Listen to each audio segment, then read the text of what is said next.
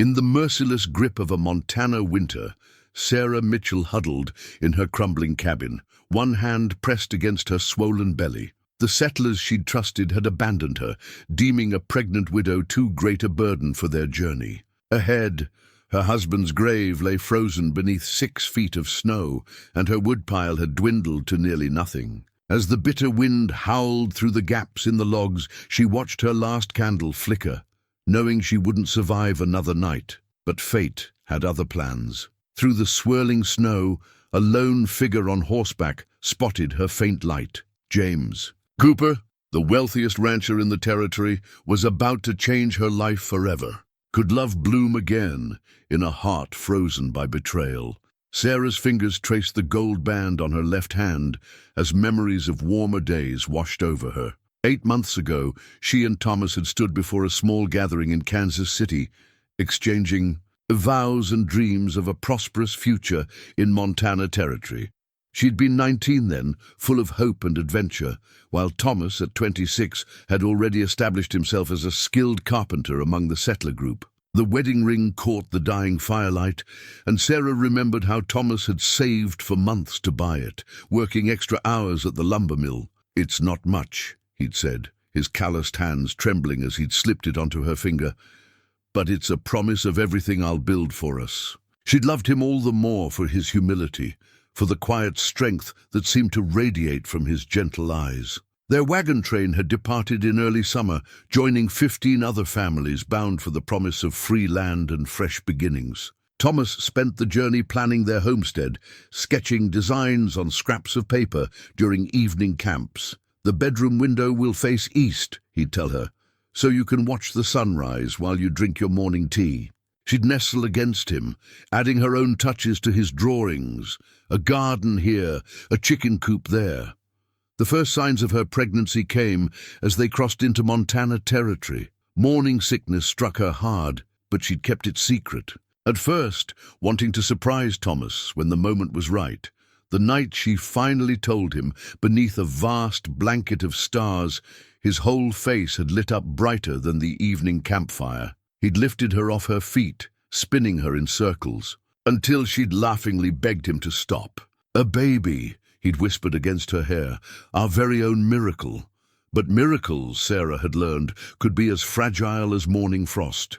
2 weeks later, while helping raise the Hendersons' cabin, Thomas had lost his footing on the rain-slicked logs. The sound of his fall still haunted her dreams, a sharp crack followed by a terrible silence. She'd run to him, her skirts heavy with mud, but he'd been gone before she reached his side, his eyes staring sightlessly at the weeping Montana sky. The settlers had helped her bury him, Mr. Henderson carving a simple wooden cross to mark the grave. For a while they'd supported her, sharing their meals and offering what comfort they could. But as autumn's chill crept into the valley and supplies grew scarce, she'd seen the change in their eyes. A pregnant widow was a burden they hadn't counted on, another mouth to feed through the lean months ahead. Sarah had tried to prove her worth, taking on whatever tasks her growing belly would allow. She mended clothes, helped with the cooking, cared for the children while others worked. But each passing day brought colder winds and darker whispers. She overheard them at night, their voices carrying through the thin cabin walls. "We'll never make it to spring if we have to provide for her, too." The morning they'd left, Martha Henderson had pressed a small bag of cornmeal into her hands, tears streaming down her weathered face. "I'm sorry, child," she'd whispered. "I tried to convince them to stay, but—" Her words had trailed off as her husband called her name. Sarah watched them go, 13 wagons growing smaller against the grey horizon, taking with them any hope of survival through the brutal winter ahead. Now, alone in her half-finished cabin, Sarah clutched Thomas's ring like a lifeline. The baby kicked beneath her ribs, a reminder that she couldn't give in to despair. "We'll make it," she whispered, though her voice shook with uncertainty. And Papa built these walls strong, little one. He built them to last." But as another icy gust rattled the shutters, Sarah wondered if Thomas's final gift to her would become their tomb. The broken wagon wheel lay half buried in snow, a final reminder of the moment everything changed. Sarah had watched John Henderson examine it that fateful morning, his breath clouding in the frigid air as he ran his hands along the splintered wood. The wheel had belonged to her and Thomas's wagon, now little more than salvage for the other settlers. "We can strip it for parts," he'd said, not meeting her eyes. "Better than leaving good iron to rust." The words had cut deeper than the winter. Wind! They were taking the last piece of the life she and Thomas had planned together. That night, the settlers had called a meeting in the largest cabin.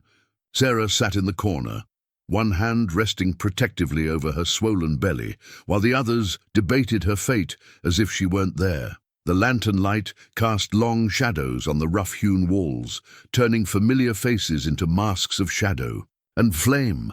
"The pass will be closing soon," Robert Wilson had argued, his voice carrying the weight of 20 years' frontier experience. "We've already lost 2 weeks to that early storm. If we don't move now, none of us will make it through." Winter. Martha Henderson had been the first to speak in Sarah's defense. "We can't just abandon her. She's carrying a child, for heaven's sake." But even Martha's voice had wavered when her husband reminded them all of the dwindling supplies. "We've barely enough food for our own families," he'd said, the words heavy with forced practicality. "Every day we delay puts all our children at risk." Sarah had found her voice then, small but steady. "I can work, I can cook, sew, help with the children." But Wilson had cut her off with a sharp wave of his hand. "And what happens when your time comes, girl? Who'll attend you? What if there are complications? We can't risk our whole party getting trapped here because of one woman's condition." The vote had been quick and quiet, a show of hands in the flickering darkness. Only Martha and the young Miller couple had opposed leaving. Sarah remembered how Martha had clutched her hand afterward, pressing a small Bible into her palm. "We'll send help back as soon as we reach the settlement," she'd promised, but they both knew what empty words those were. Dawn had broken cold, and clear the next morning. Sarah stood in her doorway, watching the settlers hitch their teams with practiced efficiency. The wagon trains stretched out like a great serpent, iron-rimmed wheels crunching through the crusty snow. A few of the children waved goodbye, their small hands raised in innocent farewell, not understanding the death sentence their parents had delivered. The Millers had tried to give her their spare blankets, but Wilson had stopped them. "You'll need those yourself before long," he'd said, his tone brooking no argument. Young Mrs. Miller had burst into tears then, turning away as her husband led her to their wagon. The last wagon had disappeared around the bend by mid-morning, taking with it the sounds of civilization, the creak of wheels, the lowing of oxen, the chatter of voices. In their wake, they left only the moan of the wind and the terrible weight of silence. Sarah had stood there long after they'd gone, until her feet grew numb with cold and the baby's restless movement forced her back inside. The cabin felt cavernous, now too big and too empty, yet somehow suffocating. Thomas had only finished 3 of the walls before his death. The 4th was a patchwork of canvas and pine boughs, enough to keep out some of the wind, but a bitter reminder of all that remained undone. Now, days later, she found herself staring at that broken wagon wheel whenever she ventured out for firewood.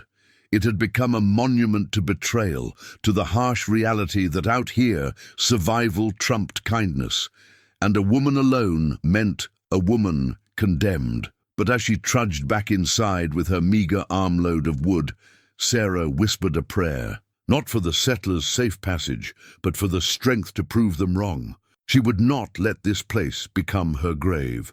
She owed that much to Thomas, to their unborn child, and to herself. Sarah stared at her dwindling woodpile with growing dread. What had seemed like a reasonable stack 4 days ago now looked pathetically small against the endless white of winter.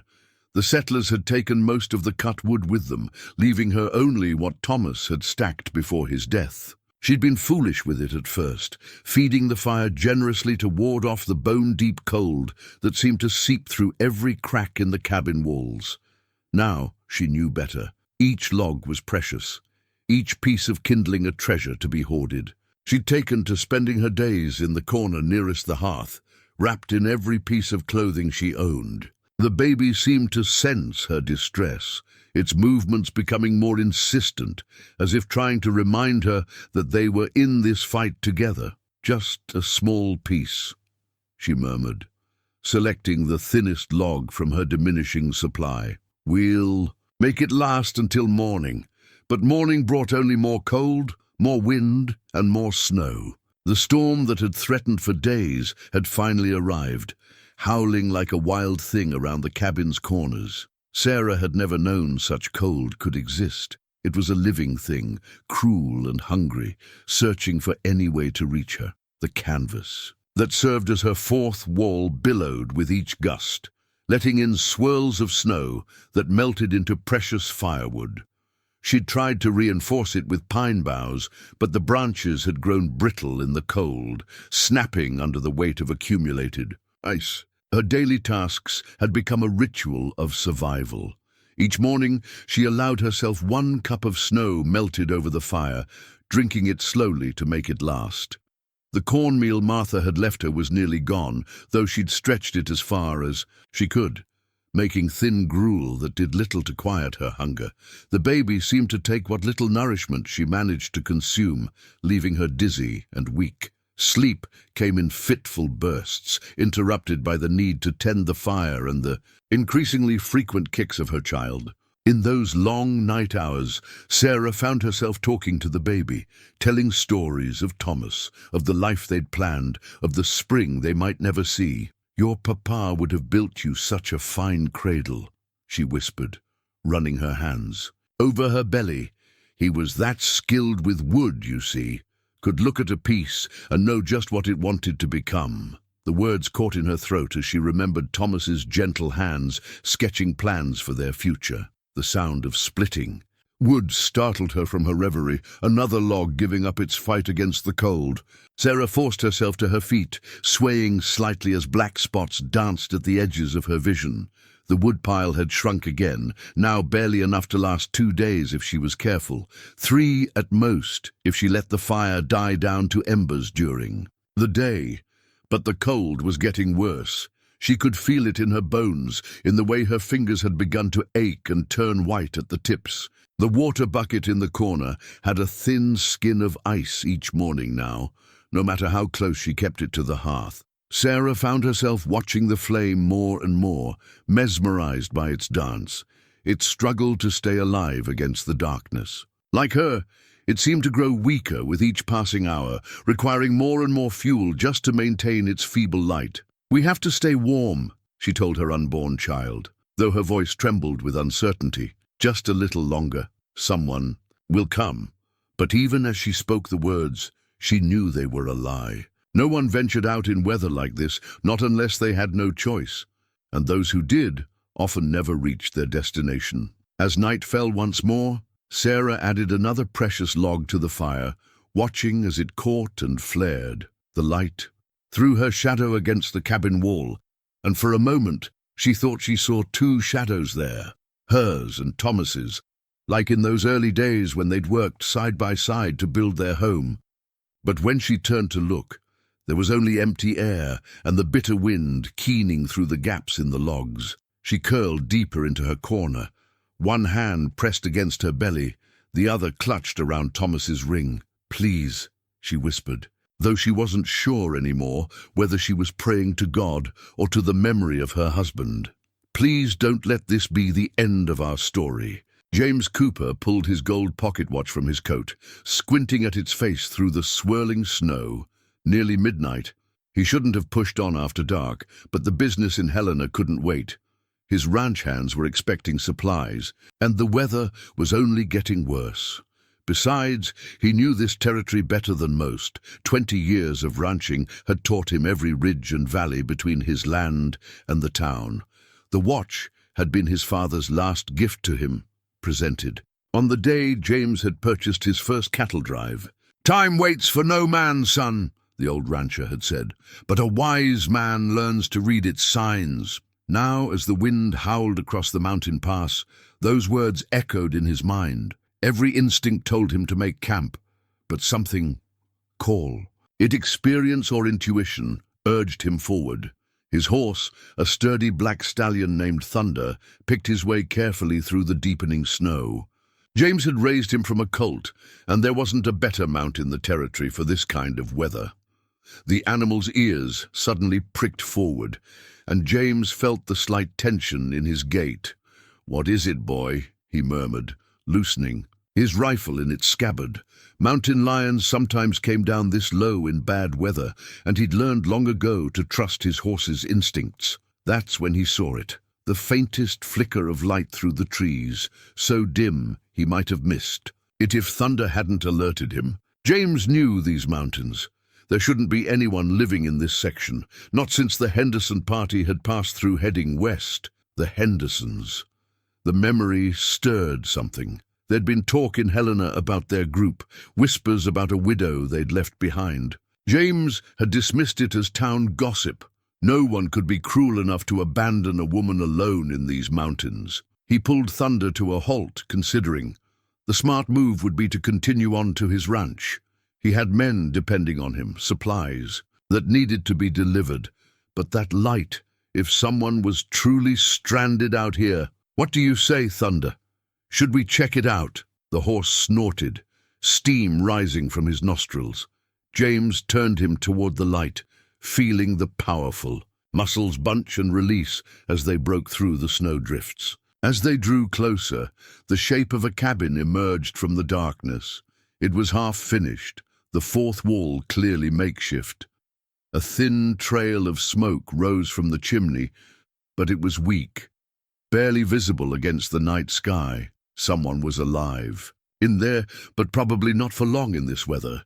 James dismounted, his boots crunching in the snow. The wind cut through his heavy coat like a knife, and he thought of how cold it must be inside that partially finished cabin. He approached cautiously, one hand on his rifle.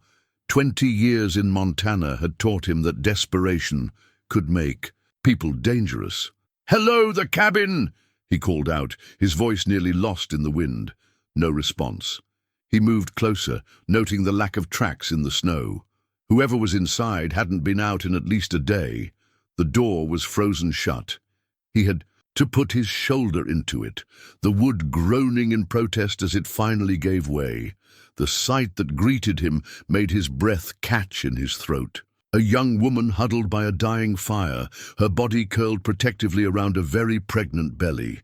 Her face was pale, lips tinged with blue, but she was alive. He could see the slight rise and fall of her chest. The cabin was nearly as cold as the night outside, with snow drifting in through gaps in the walls. "Ma'am?" He approached slowly, not wanting to frighten her. Her eyes fluttered open, glazed with cold and confusion. "I'm James Cooper. I have a ranch about 10 miles from here. You need help."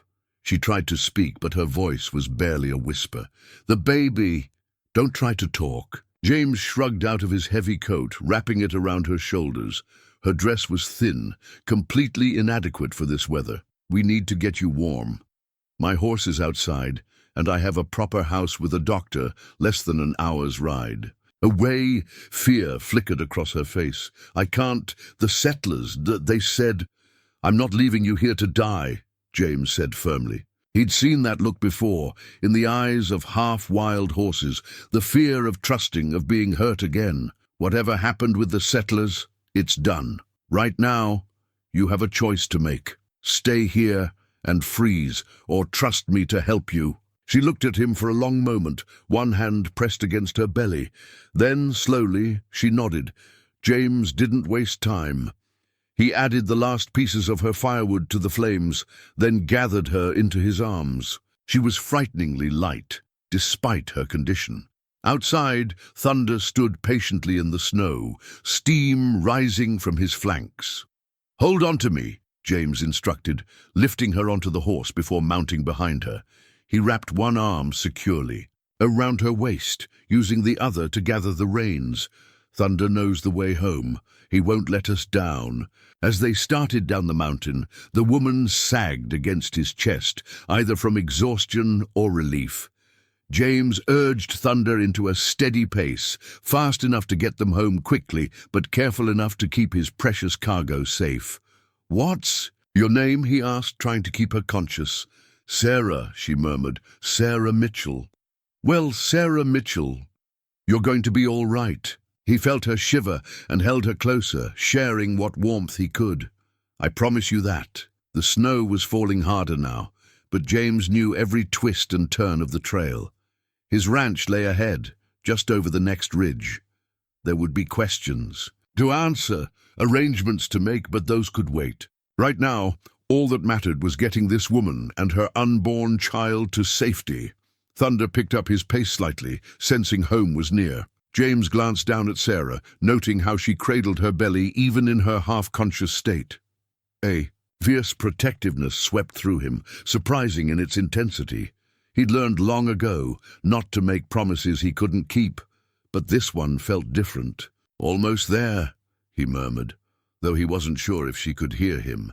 "Just hold on a little longer." The wind howled around them, but Thunder pressed forward, carrying them steadily through the storm toward the warmth and safety of Cooper. Ranch. The brass key turned smoothly in the lock, and Sarah watched through half-frozen eyelashes as James Cooper pushed open a solid oak door. Warmth rushed out to meet them, along with the smell of wood smoke and fresh bread. After the bitter cold of her cabin, it felt like stepping into heaven itself. "Mrs. Peterson," James called out, his voice echoing through the house. "We need you." He guided Sarah through the entrance, one strong arm still supporting most of her weight. The foyer opened into a great room dominated by a massive stone fireplace, its hearth glowing with welcome heat. A door swung open, and a plump woman with silver-streaked hair hurried toward them, wiping her hands on her apron. Her eyes widened at the sight of Sarah, but she didn't waste time with questions. "Land's sake, Mr. Cooper, get her close to the fire, quick now." Mrs. Peterson's capable hands were already unwrapping Sarah from James's coat. "Poor thing's half frozen. I'll fetch some blankets and hot tea." Sarah found herself being settled into a deep leather chair near the hearth. The warmth made her fingers and toes ache as feelings slowly returned, but she couldn't stop trembling. Everything felt dreamlike. The richly furnished room, the solid walls with their cheerful wallpaper, the complete absence of wind's endless howl. Mrs. Peterson returned with an armload of quilts and a steaming cup. "Small sips now, dear," she instructed, pressing the tea into Sarah's hands. "Too much at once will shock your system." Her weathered face creased with motherly concern as she tucked the blankets around Sarah's shoulders. "Mr. Cooper, I'll need hot water for a bath, and someone should fetch Dr. Preston." "Already sent Ben for the doctor," James replied, stoking the fire higher. "The bath can wait until she's warmer. Don't want to risk moving her too much just yet." He turned to Sarah, his expression gentle. "Think you could manage some soup, Mrs. Mitchell?" Sarah nodded, surprised to find tears welling in her eyes. After weeks of near starvation, the mere mention of real food made her throat tight with emotion. Mrs. Peterson clucked sympathetically and bustled off to the kitchen, leaving them alone by the fire. James pulled up another chair, studying her with quiet concern. "You're safe here," he said simply. "Whatever you need, food, rest, medical care, it's yours. No conditions, no obligations." "Why?" The question slipped out before Sarah could stop it, her voice rough from disuse. "You don't know me. I could be anyone." A slight smile touched his lips. "Out here, we help our neighbors. That's all there is to it." He paused, then added softly, "Besides, I know what it's like to face the wilderness alone. No one should have to do that." Mrs. Peterson returned, with a bowl of rich beef soup and fresh bread still warm from the oven. The aroma made Sarah's mouth water, but she forced herself to eat slowly, savoring each spoonful. It was the first real meal she'd had since the settlers left, and her body seemed to come alive with each bite. As she ate, she became aware of small details about her surroundings. The polished wood of the floor, the neat curtains at the windows, the family photographs arranged on the mantel. This was more than just a house. It was a home, carefully tended and deeply loved. "The doctor will want to check on your baby," Mrs. Peterson said, watching Sarah finish the last of the soup. "But first, let's get you settled in a proper bed. I've made up the blue room. It's closest to the kitchen, so you'll stay plenty warm." Sarah started to protest that she couldn't impose, but James shook his head. "The blue room is yours for as long as you need it. No arguments." He produced a small brass key from his pocket, a twin to the one he'd used on the front door. "This house was built to shelter people, Mrs. Mitchell. Let it shelter you." As Mrs. Peterson helped her to her feet, Sarah clutched the key like a talisman. For the first time since Thomas's death, she felt something unfamiliar stirring in her chest. Not quite hope, not yet, but perhaps its quiet beginning. The letter from Sarah's sister lay unopened on the bedside table, delivered by a passing mail coach 3 days after her arrival at Cooper Ranch. The familiar handwriting made her heart ache. Mary had no idea what had happened, still believed Sarah was safely traveling with the settlers. How could she explain everything that had changed? Night terrors plagued her sleep, memories twisting into nightmares that left her gasping in the darkness. She'd dream of Thomas falling, but when she ran to him, the ground would turn to ice beneath her feet. Or she'd see the settlers' wagons, disappearing into a storm, taking with them every chance of survival. Sometimes, most terribly, she'd dream of her baby being born in that cold cabin, alone and afraid. Tonight's dream had been particularly vivid. Sarah sat up in bed, her nightgown damp with sweat, despite the warmth of the room. A soft knock at the door made her start. "Mrs. Mitchell." Mrs. Peterson's voice was gentle. "I heard you calling out." "May I come in?" Sarah wiped her eyes quickly. "Yes, please." The housekeeper entered carrying a tray with tea and honey. She'd been doing this since Sarah's first night, seemingly able to sense when the nightmares came. "The little one's restless tonight?" she asked, setting the tray down and pulling up a chair. "He's strong." Sarah managed a small smile, feeling the baby's kicks, like his father was. Mrs. Peterson's eyes fell on the unopened letter. "Sometimes facing the past is harder than facing the cold," she observed quietly, "but we can't move forward while holding so tight to what hurts us." Sarah picked up the letter, running her fingers over the paper. "I don't know how to tell her. About Thomas, about the settlers, about any of it. The truth has a way of telling itself, dear. Just start with 'I'm safe now' and let the rest follow." A floorboard creaked in the hallway, and both women looked up to see James standing in the doorway, concern etched on his features. He clearly dressed hastily, his shirt untucked and hair mussed from sleep. "Everything all right?" he asked, his voice rough with worry. "I heard just the usual midnight conversations," Mrs. Peterson answered smoothly, standing up. "Though since you're here, Mr. Cooper, perhaps you'd like to tell Mrs. Mitchell about that mare that's due to foal. Nothing settles the mind like planning for new life." James caught the gentle hint in her words. He took her vacated chair while Mrs. Peterson quietly slipped away. "Mouse is one of our gentlest mares," he began, his deep voice soothing in the lamplight. "She's got a good instinct for mothering. I think you'd like her." Sarah found herself relaxing as he spoke about the horses, the ranch, the rhythm of life that continued regardless of personal tragedy. He never pushed her to talk about her own pain, but somehow his presence made it easier to bear. "I keep thinking I should feel more angry," she confessed suddenly, surprising herself. "At the settlers, at fate, at God even. But mostly I just feel tired." James was quiet for a moment, considering her words. "Anger takes energy you need for healing," he said finally. "And for that little one you're carrying." His eyes held a shadow of old pain. "I learned that the hard way, after my Catherine died." It was the first time he'd mentioned his late wife. Though Sarah had seen the portrait in his study, the knowledge that he understood loss, truly understood it, loosened something tight in her chest. "Does it get easier?" she whispered. "Different," he answered honestly. "The pain changes shape, becomes something you can carry without it breaking you." He glanced at the letter on her lap. and sometimes it helps to let others carry it with you for a while.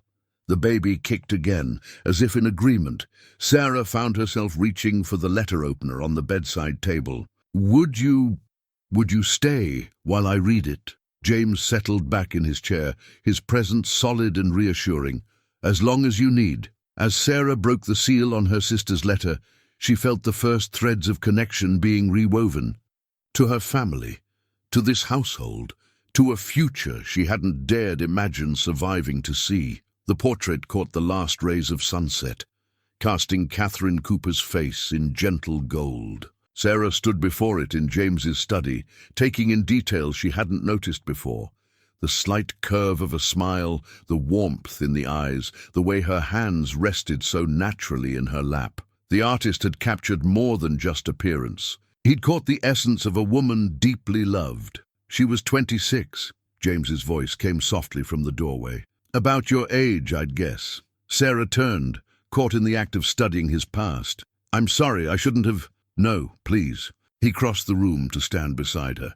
I keep it here because I want her remembered. She'd have hated being hidden away in some dark corner. The portrait showed a woman in the bloom of health, wearing a blue dress that matched her eyes. But Sarah had heard whispers from Mrs. Peterson about the fever that had taken her, about the baby that had come too early and lived only hours. She looks kind, Sarah offered quietly. She was. James's voice held old pain, but also something warmer, the love that lingered after grief. Would you like to hear about her? Sarah nodded, and he gestured to the leather chairs by the fireplace. As they sat, she noticed how the flames painted shadows across his face, softening the lines Hughes had carved there.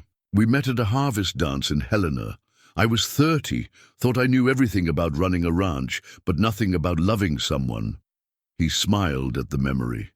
She proved me wrong on both counts, taught me that strength isn't just about enduring. It's about letting yourself feel everything life brings you, good and bad. Sarah thought of Thomas, how he'd shown her similar truths in their brief time together. Did you know right away that she was the one? Not at first. Catherine wasn't impressed by property or cattle counts. She wanted to know what I dreamed. About what made me laugh. He leaned back, eyes distant. Took me 3 months to convince her to let me court her properly. Another 6 before she agreed to marry me. But you knew it was worth waiting for, Sarah said softly. Yes, he met her eyes. Just like Thomas knew with you. The sound of her husband's name in James's voice startled her. They hadn't spoken directly about Thomas before, though he must have heard the story from others. How did you...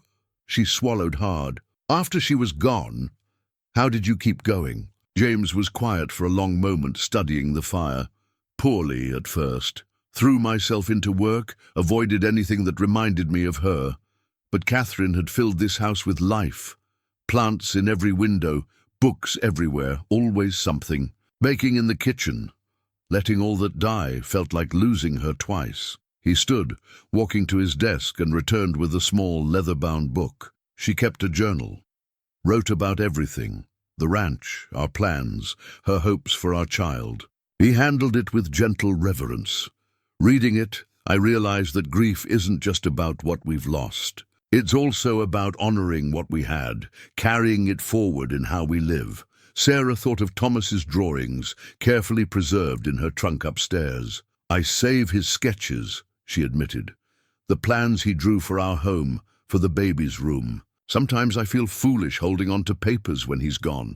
Not foolish, James said firmly. Those drawings are his love made visible, just like Catherine's journal is hers. He hesitated, then added, when your child asks about their father. Someday, those sketches will be a window into who he was, what he dreamed of. The baby kicked, as if responding to the mention of Thomas.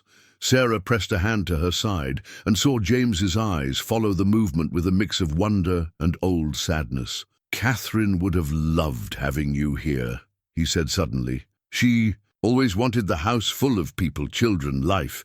Said a home should be a sanctuary for more than just its owners. Is that why you stopped that night? When you saw my light? Maybe, he smiled slightly. Or maybe she gave me a push in the right direction. She was good at that too.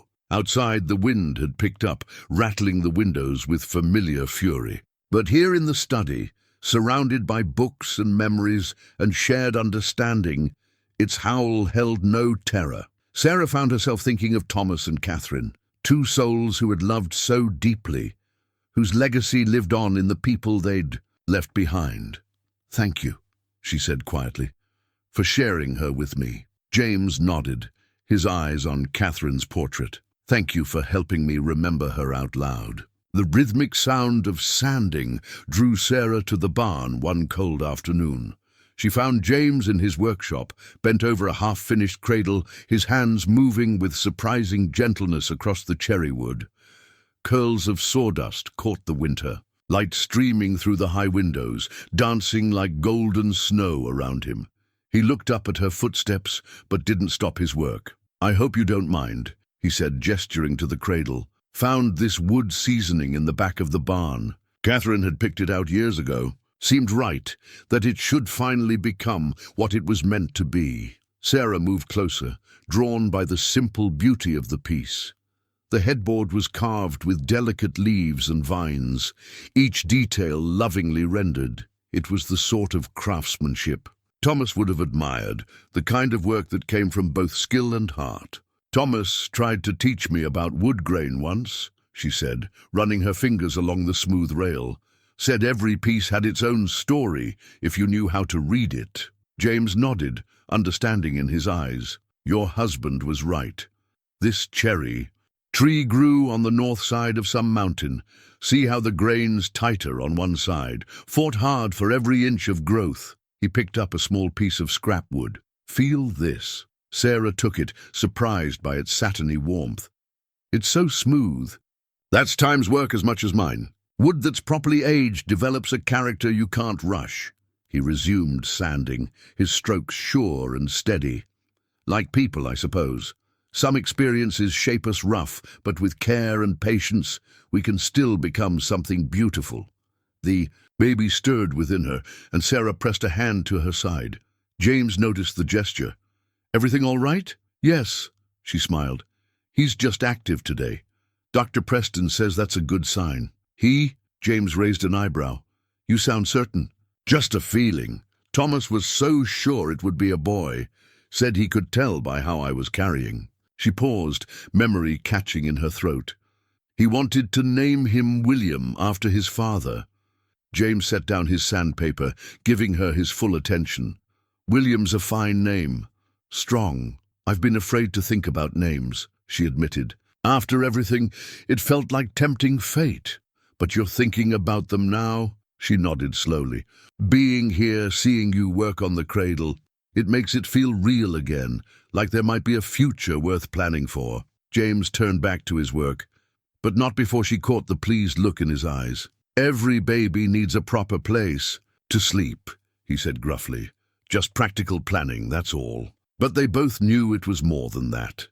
The cradle represented something deeper, a commitment to her future here, a statement that she and her child belonged. "Would you teach me?" she asked suddenly.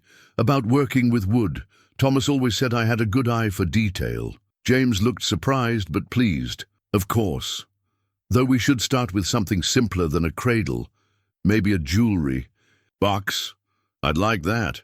Sarah picked up a small piece of sandpaper, mimicking his motions on a spare piece of wood. "Thomas would have loved this workshop. He used to dream about having a space like this, with proper tools and good lumber." He sounds like a man who understood the value of building things to last. James checked the fit of a joint, making tiny adjustments. That's rare these days. Too many people want everything quick and easy. They worked in comfortable silence for a while, the winter light growing softer as afternoon edged toward evening. The familiar scent of sawdust mixed with leather and hay from the barn, creating an atmosphere of peaceful industry. "I've been thinking," James said finally, setting down his tools. "The cradle's just the start. This house has plenty of room. That's going unused. If you're willing, I'd like to build a proper nursery. The room next to yours has good morning light." Sarah's hands stilled on the wood. The offer meant more than just furniture or space. It was an invitation to put down roots, to make this place truly her home. "I'd like that very much," she said softly, and was rewarded with one of James's rare, full smiles. Outside, snow began to fall again, but its whisper against the barn roof no longer sounded like a threat. Instead, it seemed to echo the quiet rhythm of their work, of two people building something new from the materials life had given them. The curry brush moved rhythmically through Mouse's winter coat, releasing clouds of dust into the morning light. Sarah had found her place in the stable's daily routine, starting each day by grooming the gentle mare whose own impending motherhood seemed to mirror hers. The repetitive motions soothed them both, Mouse's eyes half closed in contentment, while Sarah let her thoughts drift with each stroke. "You're good with her," James observed from the stable doorway. "Most folks don't realize how much patience matters with horses." Sarah smiled, not pausing in her work. "She reminds me of my father's old mare. I used to brush her coat until it shone like polished copper." The memory was a warm one, untainted by more recent sorrows. "Dad said a horse knows the difference between someone who's just doing a job and someone who speaks their language." James crossed the stable, checking Mouse's water trough. "Your father sounds like a wise man. Too many ranchers treat horses like machines, forget they've got hearts and minds of their own." "He was," Sarah said softly. "He taught me that every creature needs three things: good care, clear boundaries, and the freedom to be themselves." She patted Mouse's swollen belly. "Seems like good advice for raising children, too." A comfortable silence fell between them, broken only by the soft sounds of horses and the whisper of the brush. Sarah had learned that James appreciated quiet companionship, the kind that didn't need filling with empty words. It was one of many things she'd come to value about him. "The hands have noticed how well you manage the horses," he said finally. "Ben mentioned you've got away with that ornery stallion in the end stall." "Thunder," Sarah laughed. "He's not ornery, just proud. Reminds me of someone else I know." She gave James a meaningful look and was rewarded with one of his rare chuckles. "Fair enough, though I hope I'm not quite as quick to bite. Only when someone threatens what's yours." The words slipped out before she could catch them. Heavy with meaning, neither of them was quite ready to address. James busied himself with checking Mouse's hooves, but Sarah caught the slight flush at the back of his neck. "Speaking of the hands," he said carefully, "there's been talk in town about you being here." Sarah's brushstrokes faltered for a moment. "Bad talk?" "No, nothing like that. Just curiosity. Small minds wondering why a pregnant widow's living at Cooper Ranch." He straightened up, meeting her eyes. "I wanted you to know, in case you hear anything. People will always talk, but you've earned your place here. The horses prove that better than any gossip." Sarah resumed, brushing, considering his words. "In my experience, people who judge others' choices usually have the least understanding of those choices." She thought of the settlers, how quick they'd been to decide her fate. "Besides, the horses don't care about gossip, do they, girl?" Mouse nickered softly, pushing against Sarah's hand.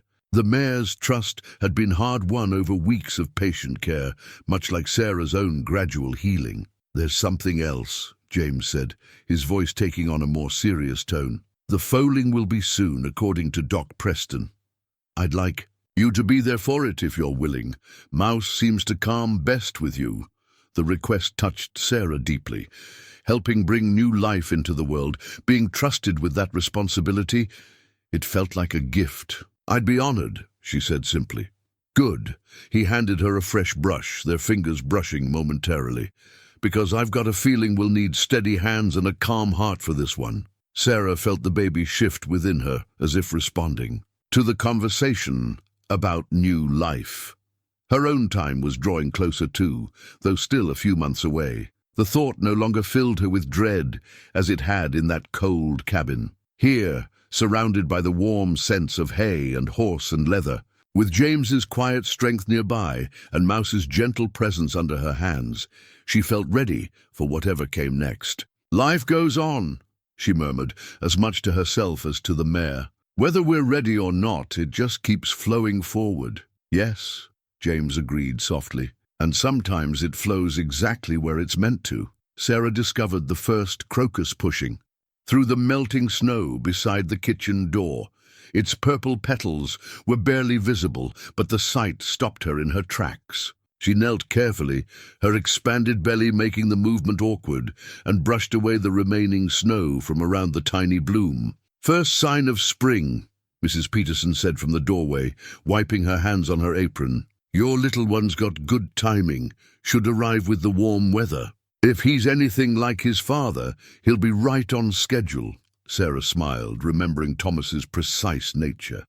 "He used to say you could set your watch by supper time at our house. And if he's anything like his mother, he'll be strong enough to weather any storm," came James's voice from behind them. He'd been doing that more lately, appearing quietly, watching her with a warmth that made her breath catch. Sarah struggled to stand, and James stepped forward instantly, his hand catching her elbow. The touch was brief but electric, sending warmth through her that had nothing to do with the strengthening sun. "The snow's nearly gone from the south pasture," he said, his hand lingering a moment longer than necessary. "Thought you might like to walk out and see the new grass coming in. Mouse could use the exercise too."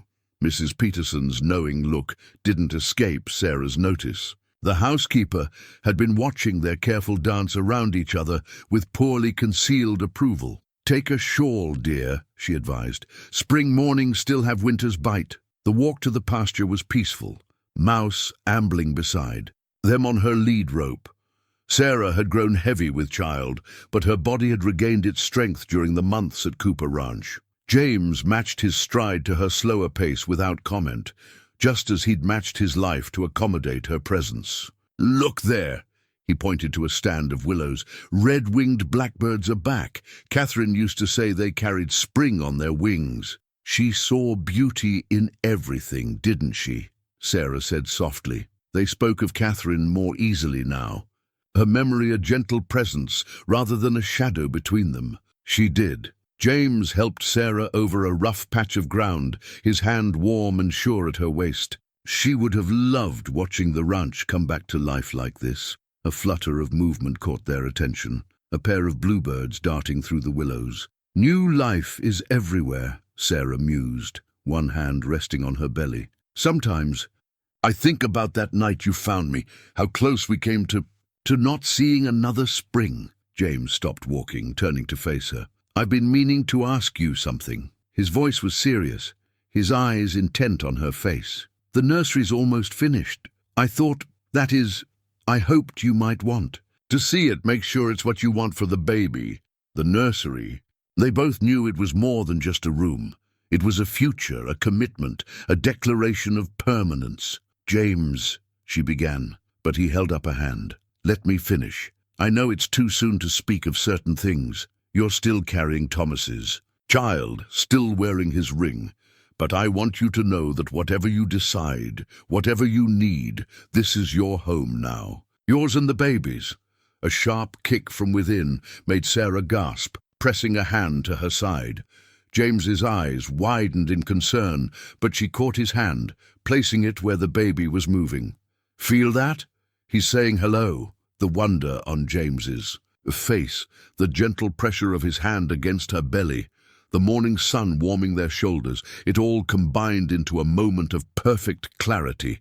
This man, this place, this life that had grown from the ashes of her despair, none of it was what she'd planned, but all of it felt right. "I'd love to see the nursery," she said softly. "And James, I've been thinking about Thomas's ring." She touched the gold band that had grown tight on her swollen finger. "I'll always love him, always honor his memory, but I think he'd want me to be happy, to be whole again." James's hand moved from her belly to catch her fingers, squeezing gently. "There's no rush," he said. "Spring's just beginning." Mouse nudged Sarah's shoulder, reminding them of her presence. They laughed, the tension of the moment dissolving into comfortable warmth. As they walked on, Sarah noticed more crocuses dotting the melting snow, their brave blooms reaching for the strengthening sun. Like her, they had survived the winter's worst to find new life waiting on the other side. "Tell me about the nursery," she said, and smiled as James began describing the room that would welcome their future. The letter arrived with the morning mail, its crumpled pages bearing the distinct signs of a long journey. Sarah recognized Martha Henderson's careful handwriting immediately, and her hands trembled as she unfolded the paper. Inside, along with the letter, was a formal statement signed by the settler group, acknowledging their abandonment of her and expressing their deepest regrets. "Dearest Sarah," Martha's letter began, "we've reached the settlement at last, though the journey has weighed heavy on all our hearts. Not a day has passed that I haven't thought of you, prayed for you, carried the shame of what we did. John and I are returning with the spring thaw to make things right. We'll arrive by month's end, hoping against hope to find you alive and to beg your forgiveness." The words blurred as tears filled Sarah's eyes. She sat heavily in the kitchen chair, one hand pressed against her now prominent belly. Mrs. Peterson, kneading bread nearby, noticed her distress immediately. "Child, what is it?" "They're coming back," Sarah whispered. "The settlers. They want to make amends." James appeared in the doorway as if summoned by her distress. One look at her face had him crossing the kitchen in quick strides. "Sarah," she handed him the letter wordlessly, watching as he read, noting how his jaw tightened with each line. The kitchen fell silent except for the slow tick of the clock and the quiet punch of Mrs. Peterson's kneading. "They'll be here within the week, according to the date," James said finally, his voice carefully neutral. "What do you want to do?" The question hung in the air, heavy with implications. Sarah looked around the warm kitchen that had become her haven, thought of the nursery upstairs with its fresh paint and waiting cradle, remembered the gentle mare in the stable who trusted her touch. "I don't know," she admitted. "Part of me wants to refuse to see them, to let them carry the weight of what they did. But Martha, she was kind to me even at the end, and they're offering to make it right." "Making it right would have been staying with you through winter," James said, an edge of anger in his voice. "Not abandoning a pregnant woman to freeze." "James," Mrs. Peterson warned softly, but Sarah shook her head. "No, he's right. They left me to die." She stood, moving to the window that overlooked the ranch yard. Spring mud was replacing winter's snow, and in the distance she could see the hands moving cattle to fresh pasture. This was her home now. These people, her family. But I'm not that desperate woman anymore. Maybe I need to face them, to show them that their choice didn't destroy me. James moved to stand behind her, close enough that she could feel his warmth. "You don't owe them anything.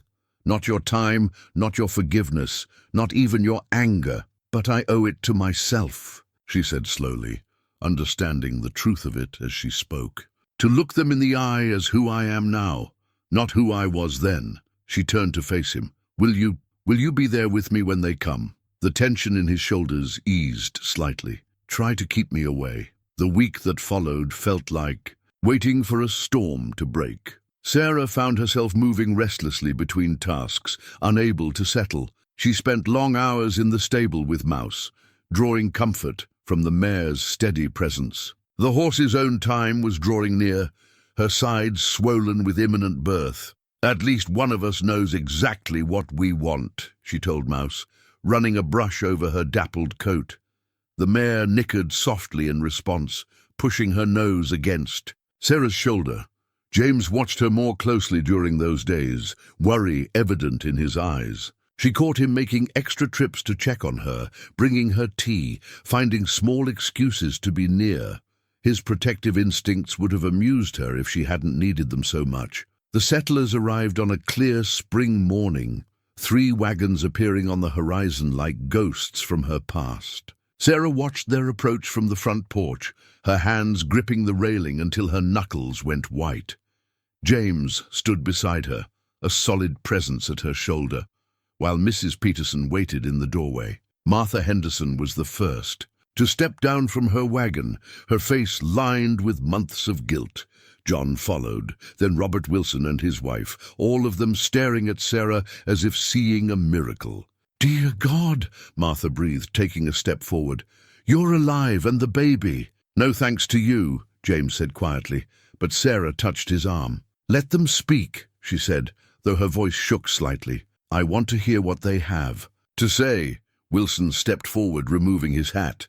The proud man who had once condemned her to death looked somehow smaller, diminished by the weight of his actions. "Mrs. Mitchell," he began formally, "we've come to offer our deepest apologies and to make whatever restitution you demand." "Restitution?" Sarah's laugh held no humor. "Can you restore the months I spent thinking my baby would die in the cold? Can you give back the nights I lay awake, listening to the wind and waiting for death?" Martha was crying openly now. "We were wrong, so terribly wrong. Fear made us cruel, and there's no excuse for what we did. But please, Sarah, let us try to make it right. Come back with us.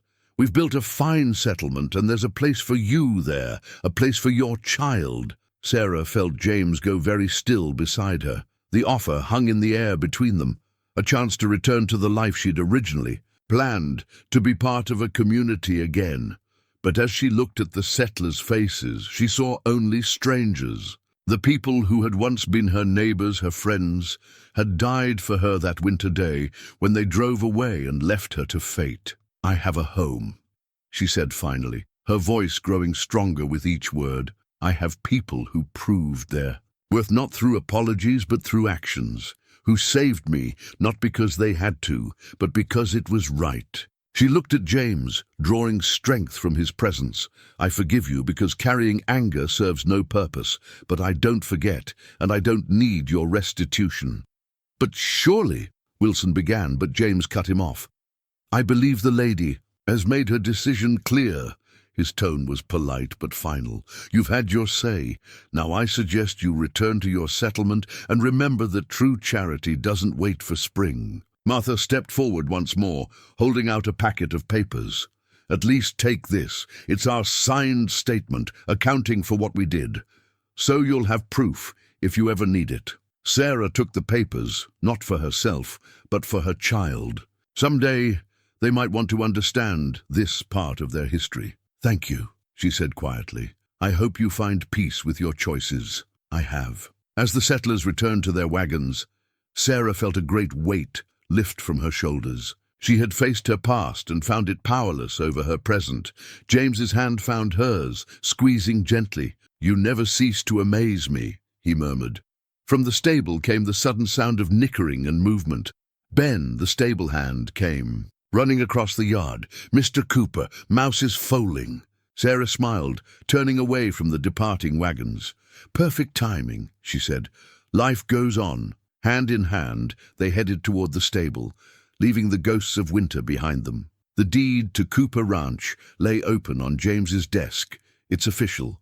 Stamps and flourished signatures catching the afternoon light. Sarah traced her fingers over the boundaries marked in careful ink. 5,000 acres of Montana territory, stretching from the creek to the far mountains. James had shown it to her after the settlers left, his way of reinforcing that this land was her home now, if she chose to claim it. "My father used to say that land holds more than just property lines," she mused, studying the careful markings. "It holds stories, memories, futures." "He was right," James said, standing beside her. "Every acre here has its own tale. That south meadow where we found the crocuses, that's where I first saw Catherine. She was sketching wildflowers, her hair full of sunshine." His voice held no sadness now, only gentle remembrance. "And that ridge by the creek is where I found you, where this chapter of the ranch's story began." Sarah felt the baby shift and remembered another piece of paper, the settler's written apology, now tucked away in her trunk. "I want my child to know all of it," she said suddenly. "The hard parts and the beautiful ones. How their father dreamed of building something lasting, how courage can come from strangers, how love can grow even in the coldest seasons." James's hand covered hers where it rested on the deed. "Then we'll make sure they know every story, every lesson." From the stable came the sound of Mouse's laboured breathing. The mare had been in the early stages of labour since morning, with Ben keeping careful watch. Sarah knew her own time wasn't far behind.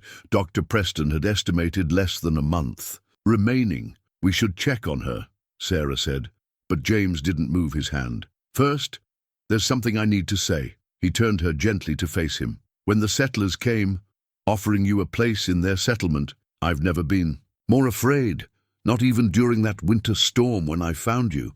James, let me finish. I watched you stand on that porch, facing down your past with such grace, such strength, and I knew." He paused, gathering his thoughts. "I knew I wanted to build more than just a nursery with you. I want to build a life, Sarah, one where your child grows up knowing they're cherished, where you never have to doubt your place again." Sarah felt tears welling in her eyes. "I'm not going anywhere," she whispered. "This is home. You, Mrs. Peterson, the ranch, all of it. When Martha offered me a place in the settlement, all I could think was how foreign it sounded. My heart lives here now." James pulled her close, mindful of her belly between them. "Then stay, not as a guest we rescued, but as everything. Partner, mother to your child, mistress of this ranch. My wife, when you're ready." The baby kicked firmly, making them both laugh. "I think someone's voting yes," Sarah said, wiping her eyes. "Smart child," James murmured, then grew serious again. "We don't have to decide anything now. There's Mouse to tend to, your own time coming soon. I just needed you to know." A shout from the stable interrupted him. "Mr. Cooper, Mrs. Mitchell, the foal's coming." They broke apart, but James caught her hand as they hurried toward the door. "We'll finish this conversation later." Sarah squeezed his fingers. "Yes, though I think you already know my answer." The stable was warm with lantern light and fresh hay, Mouse's stall prepared for the imminent birth. As Sarah took her position near the mare's head, speaking soft words of encouragement, she felt the rightness of everything settling into place. Here she was, helping bring new life into the world, with the man she loved beside her, and their own future stretching out as vast and promising as the Montana sky. Mouse nickered softly, pressing her head against Sarah's shoulder. "That's right, girl," she soothed. "We're all here with you. Some stories end in winter, but others are just beginning in spring." The soft wool of the baby's first blanket ran through Sarah's fingers as she watched Mouse labor in the lamplight. Mrs. Peterson had finished it that morning, a beautiful thing of cream-colored yarn with a delicate pattern of leaves around the border. Now it lay forgotten in Sarah's lap as she focused on the mare's distress. "Easy, girl," she murmured, stroking Mouse's sweating neck. "You're doing just fine." The mare's sides heaved with another contraction, and she turned her head to look at Sarah with pain-glazed eyes. James paced at the stable door, his anxiety showing in every line of his body. He'd sent Ben riding for the veterinarian hours ago, but spring storms had made the roads treacherous. "Should it be taking this long?" he asked, not for the first time. "Babies come in their own time," Mrs. Peterson answered from her perch on a hay bale. She'd insisted on staying, saying one mother should support another. Horse or human, they can't be rushed. Sarah felt her own child shift restlessly, as if sensing the tension in the stable. Her back ached from sitting on the hard stool, but she wouldn't leave Mouse's side.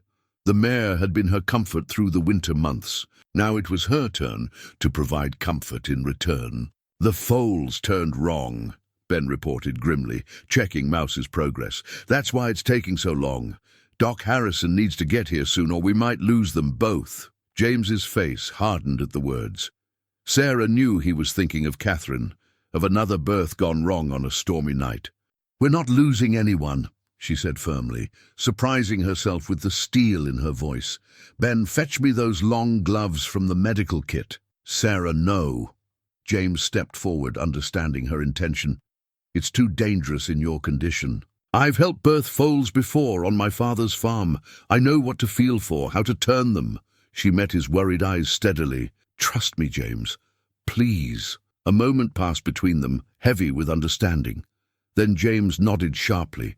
"Tell me what you need. Fresh water, clean towels, and someone strong to hold her head when I tell you." Sarah pulled on the long gloves while Mrs. Peterson gathered her skirts out of the way. "Ben, be ready with the ropes if we need them." Mouse seemed to sense Sarah's purpose, growing calmer as she positioned herself. "Remember how we talked about your baby girl?" Sarah kept her voice soothing as she carefully began her examination. "How we said new life is a miracle every time. Well, we're going to see that miracle through together." The next hour passed in a blur of focused intensity. Sarah found the foal's twisted leg and slowly, carefully guided it into position, speaking constantly to both Mouse and her helpers. Her own child kicked and rolled as she worked, as if offering encouragement. "There!" she finally exclaimed, withdrawing her hands. "The next contraction should—" Mouse's powerful body tensed, and suddenly everything happened at once. The foal slid into the waiting world, slick and dark and perfect. Ben rushed forward with towels, while James supported Mouse's head, murmuring praise. "A filly," Mrs. Peterson announced, helping Ben clear the foal's nose and mouth. "Strong lungs. On this one." Sarah sat back on her stool, trembling with exhaustion and triumph. James was at her side instantly, supporting her with an arm around her shoulders. "That was either the bravest or most foolish thing I've ever seen," he said softly. "Probably both. Sometimes they're the same thing." Sarah watched as Mouse turned to nuzzle her baby, maternal instinct overriding exhaustion. The filly was already trying to stand on wobbling legs, eager to meet the world. "Just like her mother," James observed, "determined to survive against the odds." Sarah looked up at him, understanding he meant both Mouse and herself. The baby blanket had fallen to the stable floor during the excitement, and James stooped to retrieve it, brushing away bits of hay. "It won't be long now," she said, one hand resting on her belly. "A few more weeks at most, Dr. Preston thinks." James carefully folded the blanket and placed it back in her lap. "And when the time comes, you'll have what Mouse had. People who love you, watching over you, helping you through." The filly had found her feet now, nursing eagerly, while Mouse curved her neck protectively around her baby. Sarah leaned against James's strength, suddenly overwhelmed by the beauty of new life and second chances. "I think," she said slowly, "we should name her Hope." "The filly?" "Yes," Sarah smiled, watching the new mother and baby bond. "Because that's what she is. Hope made real, love given form. Proof that life finds a way even in the hardest seasons." James pressed a kiss to her temple, his voice rough with emotion. "Hope it is then, for all of us." The tiny cotton cap lay ready on the bedside table, carefully embroidered with tiny forget-me-nots, Mrs. Peterson's work during long evening watches. Sarah's eyes fixed on it as another contraction gripped her, the delicate flowers blurring through her tears. "Breathe through it, just like that," Mrs. Peterson encouraged, wiping Sarah's forehead with a cool cloth. "You're doing beautifully."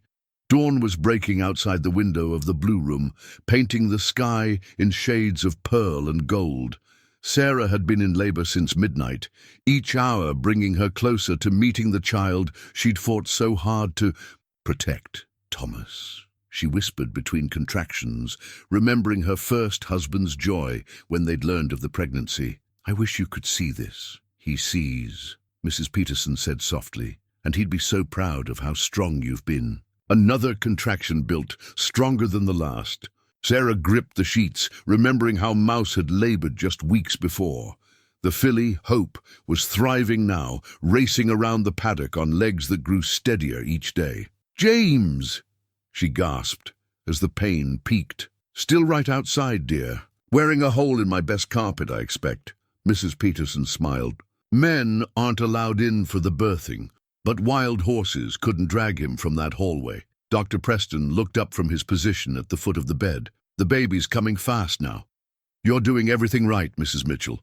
Just listen to your body." Sarah nodded, gathering her strength. She thought of all the moments that had led to this, the cruel winter that had nearly claimed them, James's timely rescue, the months of healing and growing love at Cooper Ranch.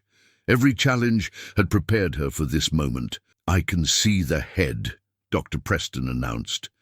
"One more good push should do it." Sarah bore down with all her might, feeling the incredible pressure and burning sensation that meant her child was finally arriving. Through the roaring in her ears, she heard Mrs. Peterson's excited exclamation, "It's a boy! Oh, Sarah, he's perfect!" The baby's first cry filled the room, strong and indignant at being thrust into the world. Sarah fell back against the pillows, tears streaming down her face as Dr. Preston quickly checked the infant and wrapped him in the special blanket. "Here's your son," he said warmly, placing the tiny bundle in her arms. Sarah stared in wonder at the small face. He had Thomas's nose and chin, but her own dark hair curled damply against his head. "William," she whispered, touching his cheek, "your papa chose your name before he ever saw you, little one." Mrs. Peterson opened the door to let James in. He approached the bed almost reverently, his eyes fixed on the baby. "Sarah," he breathed, "he's magnificent. Would you like to hold him?" The question held layers of meaning: trust, acceptance, family. James took the baby with careful hands, cradling him close. "Welcome to Cooper Ranch, William Mitchell," he smiled down at Sarah. "Though if your mama agrees, I'd be honored to add Cooper to your name someday." Sarah reached for his hand, twining their fingers together. "I think William Mitchell Cooper has a fine sound to it." The baby yawned, turning his face toward James's chest as if he'd found his place in the world. Outside, a meadowlark began its morning song, and somewhere in the distance, they could hear Hope nickering to her mother. "Life finds a way," Sarah murmured, remembering her words from the stable, "even in the hardest seasons." Mrs. Peterson quietly slipped out, taking Dr. Preston with her to give the new family a moment alone. James perched carefully on the edge of the bed, still holding William. "I was so afraid," he admitted softly. "After Catherine, I couldn't bear the thought of losing you too. But you didn't run from that fear." Sarah touched his cheek. "You stayed. You supported. You loved. That's what family does." James leaned down to kiss her forehead, then carefully settled the baby back in her arms. "Rest now," he said. "When you wake up, we'll start the next chapter of our story." Sarah smiled, already drifting towards sleep with William secure against her heart. The tiny cap with its forget-me-nots was forgotten on the bedside table. They'd have plenty of time for dressing and planning later.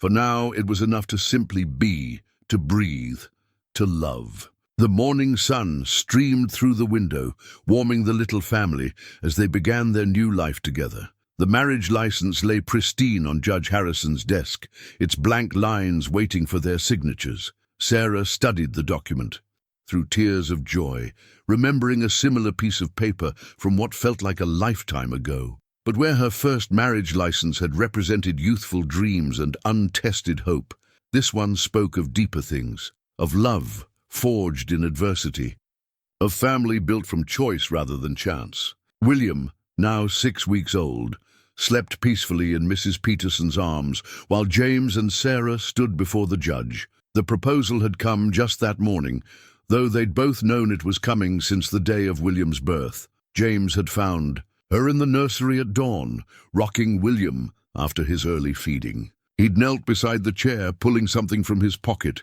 Catherine's journal, which Sarah had never seen him share with anyone else. "I've been reading this again," he'd said softly, careful not to wake the baby. "There's something Catherine wrote that I need you to see."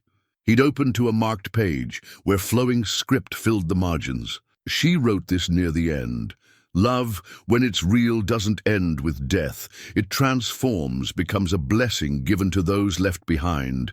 Permission to find joy again, to build new dreams while honoring old ones." Sarah had touched the words gently, feeling their truth in her heart.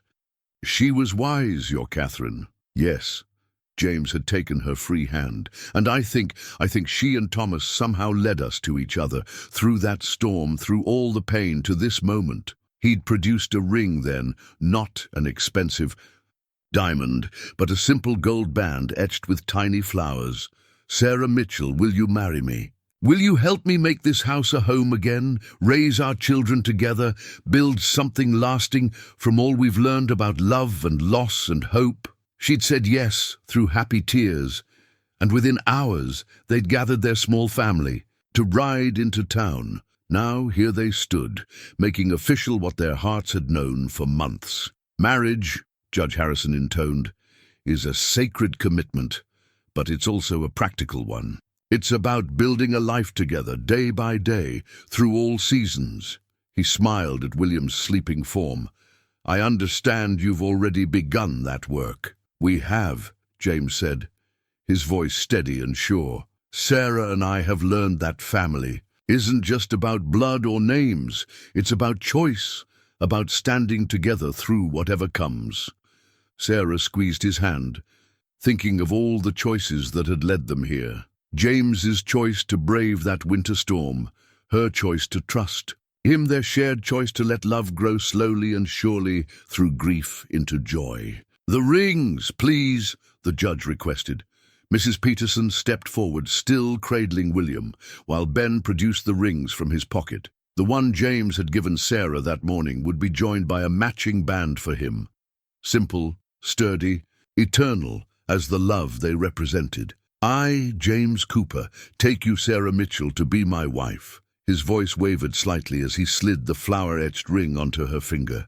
I promise to love both you and William as my own, to honor the memories that shaped you while building new ones together, and to be your shelter through every storm life brings. Sarah blinked back tears as she took his ring. I, Sarah Mitchell, take you, James Cooper, to be my husband. I promise to love you with a heart that's learned the true value of love, to make your home our home, and to face whatever comes as your equal and your partner. The bands gleamed in the morning light as they signed the license. First James, then Sarah, with Mrs. Peterson and Ben as witnesses. William chose that moment to wake, announcing his presence with a lusty cry that made everyone laugh. Perfect. Timing, little man, James said, taking him from Mrs. Peterson. You should be awake to see your family become official. Sarah watched them together, her heart so full it felt like it might burst. James had taken to fatherhood as naturally as he had to ranching, his strong hands gentle as they cradled William, his face soft with love as he hummed a quiet tune. Well then, Judge Harrison said, signing the license with a flourish, by the power vested in me by the territory of Montana, I now pronounce you husband and wife. He smiled warmly. Though if you ask me, you've been a family since the day you found each other in that storm.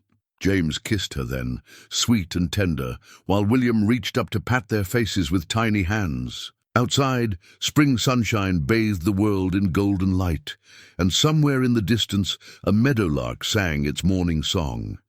They were no longer a widow rescued from winter or a rancher haunted by loss. They were simply James and Sarah Cooper, with their son William, ready to write the next chapter of their story together. The family portrait caught the last golden light of evening, 3 smiling faces and 1 squirming toddler captured forever in the photographer's lens.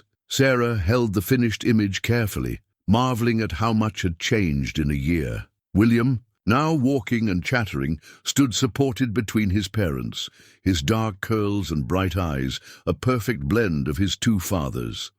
Thomas's features softened by Sarah's coloring. He wouldn't stay still for a moment, James chuckled, looking over her shoulder at the portrait, just like Hope in the paddock. Speaking of which, Sarah nodded toward the window, where their son was pressing his nose against the glass, pointing excitedly at the yearling filly prancing in the spring sunshine. "Ho!" William called out, using his favorite word for the horses. "Ho, Papa!" James scooped him up, settling him on broad shoulders. "Want to help me feed them, partner?" He glanced at Sarah. "That is, if Mama doesn't need us for anything else." Sarah smiled, touching the slight swell of her belly that only she and James knew about so far. "Go on then. Mrs. Peterson's bringing dinner up from the kitchen soon anyway." She watched them head out to the stable, William's delighted giggles carrying on the evening breeze. The ranch had prospered over the past year, but its greatest wealth was in moments like these, father and son together, the legacy of love growing stronger with each passing season. The house had changed too, filled now with the comfortable chaos of family life. William's toys mingled with James's books and Sarah's sewing. The nursery, once a shrine to what might have been, had become a warm haven of childhood, with a new cradle waiting in the corner for the baby to come. Sarah made her way to the kitchen, where Mrs. Peterson was pulling a berry pie from the oven. The housekeeper had become more grandmother than employee, doting on William and keeping their growing family running smoothly. "I saw that boy of yours heading to the stable again," Mrs. Peterson said, her eyes twinkling. "Born to the saddle, just like his papa." "Which papa?" Sarah asked softly, setting the portrait on the mantel beside photographs of both Thomas and Catherine. "All of them, I'd say." Mrs. Peterson wiped her hands on her apron. "He's got Thomas's gentle heart, James's strong spirit, and your courage. Best of all worlds, if you ask me." Through the window, they could see James leading Mouse out of the stable, William carefully holding the lead rope, while Hope nickered and pushed at his shoulder. The boy showed no fear of the horses, and they treated him with extraordinary gentleness, as if recognizing one of their own. "Sometimes I wonder," Sarah mused, "what Thomas would think of all this, of William growing up on a ranch instead of the homestead he planned, of James being a father to his son. He'd think his boy was blessed," Mrs. Peterson said firmly, "to have not just one family that loves him, but two. To have a mother strong enough to survive and thrive, and a father who chose him with his whole heart." Sarah touched her belly, again thinking of the new life growing there. This child would be a Cooper by blood as well as name, but she knew they would grow up knowing all their family history, the father who dreamed them into being, the mother who survived a winter of despair, and the father who had chosen them all. The sound of boots on the porch announced James and William's return. The boy rushed in first, cheeks flushed with excitement. "Mama! Hope let me brush her!" "Did she now?" Sarah caught him up, breathing in the sweet scent of hay and horse that clung to his clothes. "And did you remember to thank her?" "Yes," William beamed. "Papa says always thank horses. They're family, too." James came in behind him, carrying the curry brush William had used. His eyes met Sarah's over their son's head, full of love and shared understanding. They had built this life together, not from scratch, but from the pieces life had given them: grief and joy, loss and discovery, winter's trials and spring's renewal. "Something smells wonderful," James said, crossing to kiss both Sarah and Mrs. Peterson on the cheek. "Berry pie," Mrs. Peterson announced. "William helped pick the berries yesterday, remember?" "Best berry picker in Montana territory," James declared, making William giggle. Sarah looked around at her family, the son in her arms, the husband who had saved them both, the housekeeper who had become so much more, and the new life growing beneath her heart. The portrait on the mantel caught her eye again, all of them smiling into the future they would build together. Sarah's journal lay open on her desk, its pages filled with the story of their family's journey. She had started writing it the day William took his first steps, realizing that some tales needed to be preserved for future generations. Now, dipping her pen in ink one last time, she added the final words to their story. "Love, I've learned, is not a single path, but a tapestry of many threads. It's Thomas's dreams living on in William's smile, Catherine's wisdom echoing in James's gentle strength, and the courage to begin again when all seems lost. It's the warmth of a stranger's coat in a winter storm, the trust of a mare in foaling, and the promise kept in a handmade cradle. Our children will grow up knowing they are heirs to a legacy of love that transcends death and time, that they carry within them the hope of 4 parents, not just 2. They will learn that family is built not just from blood and birth, but From choice and circumstance and the daily decision to love. When winter storms howl across the prairie, I no longer hear abandonment and despair. Instead, I hear the wind that brought James to my door, the breath of providence that turned tragedy to blessing. Every season has its purpose, every loss its healing, every ending its new beginning. And so we go forward together, carrying our past with honor while building our future with joy. For love, true love, is strong enough to hold both memory and promise, grief and happiness, endings and beginnings, all in the same grateful heart. She closed the journal softly, listening to the sounds of her family in the rooms below. William's laughter, James's deep voice, Mrs. Peterson's humming, and the subtle flutter of new life within her. Their story would go on, written not just in ink, but in the lives they touched and the love they shared, as endless as the Montana sky above their home.